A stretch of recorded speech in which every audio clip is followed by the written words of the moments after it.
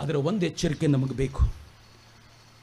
ಇತ್ತೀಚೆಗೆ ಬಜರಂಗ ದಳದವರು ಒಂದು ಸಂಕಲ್ಪ ತಗೊಂಡಿದ್ದಾರೆ, ಜನಸಂಖ್ಯೆ ಜಾಸ್ತಿ ಆಗಬೇಕಪ್ಪ ನಮ್ಮದು ಅಂತ. ನಾನು ಶರಣ್ ಕೇಳಿದೆ, ಶರಣ್ ಬಂದಿಲ್ಲ ಇವತ್ತು. ಶರಣ್, ಜನಸಂಖ್ಯೆ ಜಾಸ್ತಿ ಮಾಡಲಿಕ್ಕೆ ಏನು ಐಡಿಯಾ ನಿಮ್ಮದು ಅಂತ. ಅವ್ರು ಹೇಳಿದ್ರು, ಎಲ್ಲರೂ ರಿಕ್ವೆಸ್ಟ್ ಮಾಡ್ಕೋತೀವಿ, ಒಂದಿರೋರು 2 ಮಾಡಿ, 2 ಮಕ್ಕಳು ಇರೋರು 3 ಮಾಡ್ಕೊಳ್ಳಿ, 3 ಇರೋರು. ನಮ್ಮ ಜನ ಮಾಡ್ತಾರೇನ್ರಿ?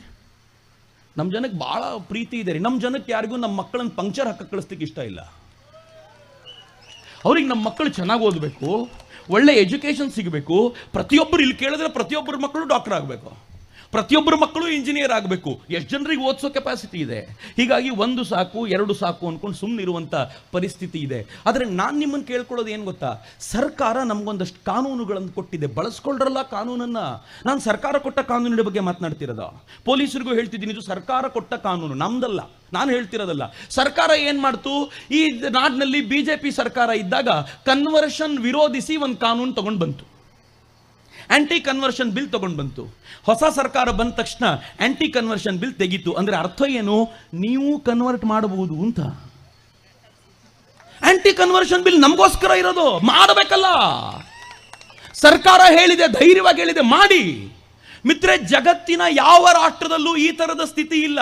ಜಗತ್ತಿನ ಎಲ್ಲ ರಾಷ್ಟ್ರಗಳ ಪರಿಸ್ಥಿತಿ ಏನು ಗೊತ್ತಾ, ಜಗತ್ತಿನ ಎಲ್ಲ ರಾಷ್ಟ್ರಗಳಲ್ಲೂ ಬಹುಸಂಖ್ಯಾತರು ಕನ್ವರ್ಷನ್ ಮಾಡ್ಲಿಕ್ಕೆ ಅವಕಾಶ ಬೇಕು ಅಂತ ಕೇಳ್ಕೊಳ್ತಾರೆ, ಅಲ್ಪಸಂಖ್ಯಾತರು ಕನ್ವರ್ಷನ್ ಬೇಡ, ಆಂಟಿ ಕನ್ವರ್ಷನ್ ಬಿಲ್ ತಗೊಂಡು ಬನ್ನಿ ಅಂತಾರೆ. ಆದರೆ ನಮ್ಮ ದೇಶದಲ್ಲಿ ಬಹುಸಂಖ್ಯಾತರು ಕೇಳ್ಕೊಳ್ತಾರೆ, ಪ್ಲೀಸ್ ಆಂಟಿ ಕನ್ವರ್ಷನ್ ಬಿಲ್ ತಗೊಂಡು ಬನ್ನಿ, ಇಲ್ಲ ಅಂದ್ರೆ ನಮ್ಮನ್ನು ಕನ್ವರ್ಟ್ ಮಾಡ್ತಾರ ಅವರು ಅಂತ.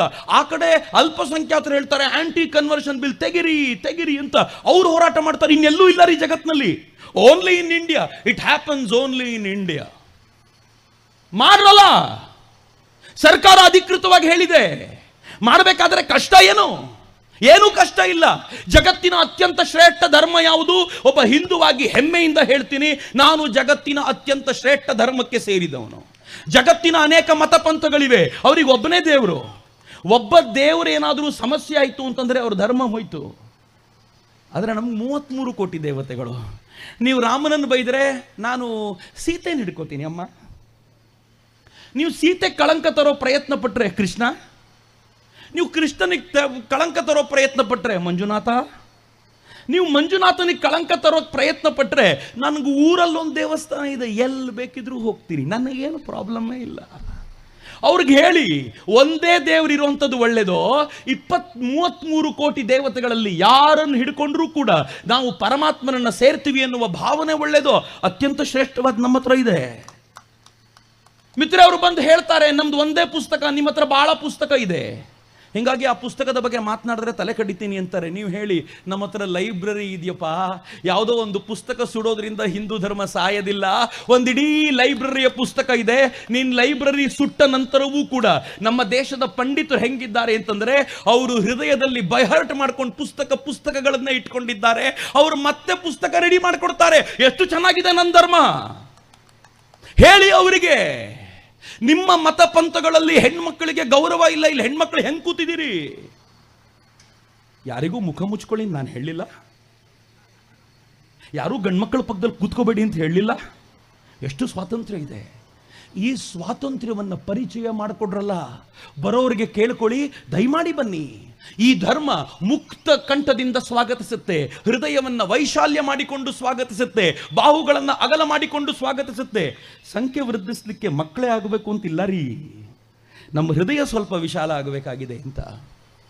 ಲವ್ ಜಿಹಾದ್ ಅಂತ ಬಜರಂಗ ದಳದವ್ರು ಹೇಳುವಾಗ ಇದೇ ಸರ್ಕಾರಗಳು ಹೇಳ್ತಿದ್ವು, ಲವ್ ಜಿಹಾದ್ ಅನ್ನೋದು ಸುಳ್ಳು, ಅದು ಲವ್ ಎಟ್ ಫಸ್ಟ್ ಸೈಟ್.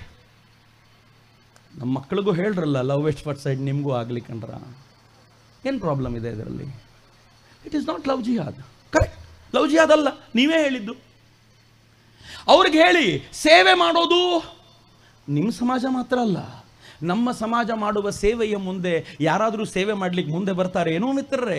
ನಮ್ಮದು ಸಣ್ಣ ಪುಟ್ಟ ದೇವಸ್ಥಾನಗಳು ಕೋವಿಡ್ ಬಂದ ಕಾಲದಲ್ಲಿ ಎಷ್ಟು ಜನರಿಗೆ ಅನ್ನದಾನ ಮಾಡಿವೆ, ಇವತ್ತಿಗೂ ಎಷ್ಟು ಜನರಿಗೆ ವಿದ್ಯಾದಾನ ಮಾಡ್ತಾ ಇದೆ. ಈ ಸೇವೆಯನ್ನು ಮುಂದಿಟ್ಟು ಸಮಾಜದಲ್ಲಿ ಹೇಳಿ, ಇಂಥ ಸೇವೆ ಮಾಡುವಂಥ ಮತ್ತೊಂದು ಸಮಾಜ ಯಾವುದಿದೆ, ಬಂದು ನಮ್ಮ ಸಮಾಜಕ್ಕೆ ಅಂತ ಪ್ರೀತಿಯಿಂದ ಕರಿಬೇಕು ಅಂತ ನಮ್ಮ ಸಮಾಜವನ್ನು ವಿಸ್ತಾರ ಮಾಡುವ ಕುರಿತು ನಾನು ಒಪ್ಕೊಳ್ತೀನಿ ಅವ್ರ ಮಾತನ್ನು. ಜನಸಂಖ್ಯೆಯನ್ನು ಜಾಸ್ತಿ ಮಾಡಬೇಕು, ಆದರೆ ವಿಸ್ತಾರ ಮಾಡಲಿಕ್ಕೆ ಸರ್ಕಾರ ಕೊಟ್ಟಿರುವಂಥ ಅಸ್ತ್ರವನ್ನೇ ಬಳಸ್ಕೊಳ್ಬೇಕು, ಅದರ ಮೂಲಕವೇ ಮಾಡ್ಲಿಕ್ಕೆ ಪ್ರಯತ್ನ ಪಡಬೇಕು. ನಾನು ಇಲ್ಲಿರುವಂಥ ಎಲ್ಲ ಸಮಾಜದ ಪ್ರಮುಖರನ್ನ ಕೇಳ್ಕೊಳ್ತೀನಿ, ನಿಮ್ಮ ಸಮಾಜದಿಂದ ಒಂದು ಘೋಷಣೆ ಹೊರಡಿಸಿ. ಯಾರಾದರೂ ನಮಗೆ ಮತಾಂತರವಾಗಬೇಕು ಅಂತ ಬರ್ತೀರಾ ಅಂತಾದ್ರೆ ನಮ್ಮ ಸಮಾಜ ಅವರನ್ನ ಪ್ರೀತಿಯಿಂದ ಸ್ವಾಗತಿಸುತ್ತೆ. ಬನ್ನಿ ಅಂತ ಪ್ರೀತಿಯಿಂದ ಕರೀರಲ್ಲ. ನಿಮ್ಮ ಸಮಾಜದ ಸ್ವಾಮೀಜಿಗಳನ್ನ ಒಲಿಸಿ, ಸ್ವಾಮೀಜಿಗಳು ಘೋಷಣೆ ಕೊಡ್ಲಿ, ಯಾರಾದರೂ ಬರ್ತೀರಾ ಅಂತಾದ್ರೆ ನೀವು ಹಿಂದೆ ಯಾವ ಜಾತಿ ಅಂತ ಕೇಳೋದಿಲ್ಲ, ನಮ್ಮ ಜಾತಿಗೆ ನಿಮ್ಮನ್ನ ಸ್ವೀಕಾರ ಮಾಡ್ತೀವಿ ಬನ್ನಿ ಅಂತ ಕರೀರಲ್ಲ. ನೀವು ಒಂದ್ಸಲ ಮುಕ್ತ ಕಂಠದಿಂದ ಕರೀರಿ. ಎಷ್ಟು ಜನ ಸೈಲೆಂಟ್ ಆಗಿ ಬಂದು ಸೇರ್ಕೊಳ್ತಾರೆ ನೋಡಿ, ಕಾಯ್ತಾ ಇದ್ದಾರೆ ಎಲ್ಲರೂ. ಜನಸಂಖ್ಯೆ ಜಾಸ್ತಿ ಮಾಡಲಿಕ್ಕೆ ಈ ಥರದ ಮಾರ್ಗಗಳಿವೆ ಅಂತ ನಾನು ಹೇಳ್ತಿರೋದು. ಸರ್ಕಾರವೇ ಕೊಟ್ಟಿರೋದು, ನಾನು ಕೊಟ್ಟಿರೋದಲ್ಲ ಇದು. ನಾನು ವಿರೋಧವೂ ಇಲ್ಲ, ನಾನು ಸರ್ಕಾರದ ಪರವಾಗಿ ನಿಂತ್ಕೊಂಡು ಈ ಮಾತನ್ನು ಹೇಳ್ತಿದ್ದೀನಿ. ಮಿತ್ರರೇ, ಈಗ ಹೊಸ ರಾಷ್ಟ್ರವನ್ನು ಈ ದಿಕ್ಕಿನಲ್ಲಿ ಕಟ್ಟಬೇಕಾಗಿದೆ. ಸಂಖ್ಯೆ